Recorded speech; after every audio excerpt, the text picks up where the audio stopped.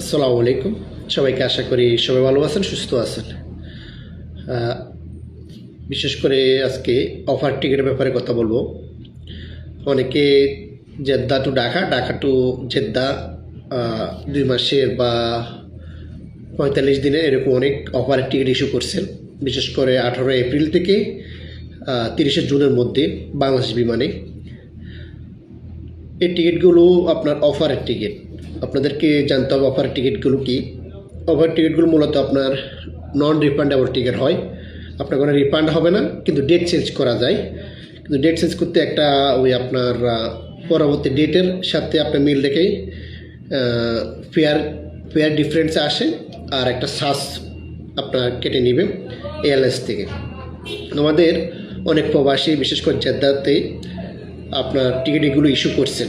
মূলত বাংলাদেশ বিমানে হজকান্দির যে ফ্লাইটগুলো ছিল 18 এপ্রিল থেকে 30 জুনের মধ্যে, ওই ফ্লাইটগুলোর আপনার আসা যাওয়ার অতিরিক্ত ফ্লাইট ছিল হাজিদের জন্য। ওগুলোকে আপনার ওই বাংলাদেশ থেকে আসবে, এখানে যাওয়ারটার আপনার ওই ফ্লাইটেরগুলো আপনার অফারে ছিল ফ্লাইটগুলো মূলত।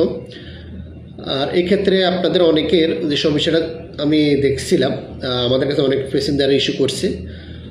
তাদের অনেকের আপনার যে সমস্যাটা সৃষ্টি হচ্ছে, অনেকে ছুটি লাগাতে পারেননি বা ব্যক্তিগত কোনো কারণে দেশে যাওয়া সম্ভব হচ্ছে না, যে ডেটে ইস্যু করছে।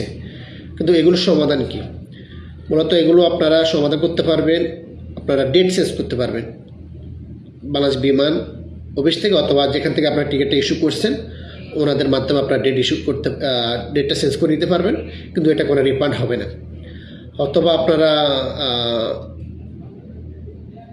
অনেকের আবার নির্দিষ্ট ডেটও ফিক্স হয়নি, ওনারা আবার টিকিটটা না জেলেও টিকিটটা কিছু করবেন না।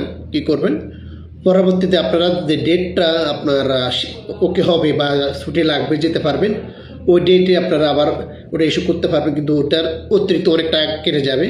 বিশেষ করে আপনার ক্যান্সেলেশন ফি, ডেট চেঞ্জের ফি এবং নো-শো, 3টা ফেয়ার কেটে যাবে। তার পরবর্তীতে আপনার কিছু টাকা লাগবে।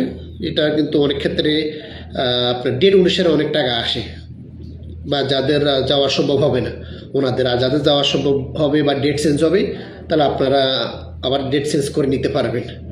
এই আর কি। ধন্যবাদ। কার ভালো লাগলে ভিডিওটা শেয়ার করবেন। আসসালামু আলাইকুম।